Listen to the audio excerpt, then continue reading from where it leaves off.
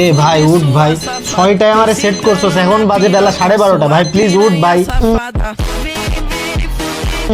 বেটা চুপ, যা তো। সকাল থেকে ডিস্টার্ব করতেছিস, একদম চুপ। দেখতেছিস না বস ইজ এনজয়িং মি। তার ফিজিক্যাল ফিটনেস শুরু করার কথা আজকে থেকে। প্লিজ ঘুম ভাই, ওনারা একটু উঠতে। যা করবি না তার প্ল্যান করোস কেন রে ভাই? আমি গেলাম, আমার তো আর কোনো কাজ নাই। এক্সকিউজ মি, এটা কি ফারহান স্যারের বাসা? উনি গতকাল। এই ভাই আপনি বেরোন তো, পুরান পাগলে ভাত পায় না আর উনি এখানে চলে আসে। আরে এলাম ভাই, আপনি তো কোনো কামেরই না, উদয় পারেন চিল্লাইতে। এ ভাই উঠেন, খাবেন না কিছু? কাল রাত থেকে কিছু খান নাই, প্লিজ ভাই উঠেন ভাই। আরে এত কথা কিসের? চুপ, silent, boss is enjoying me. Farhan, জীবনের মূল্য দাও, ঘুম থেকে ওঠো। এমন অনিয়ন্ত্রিত জীবনযাপন করলে গ্যাসের প্রবলেম হবে, হার্ট অ্যাটাকও হতে পারে। এই মুরব্বি, চুপ, একদম সাইলেন্ট, যাব তো।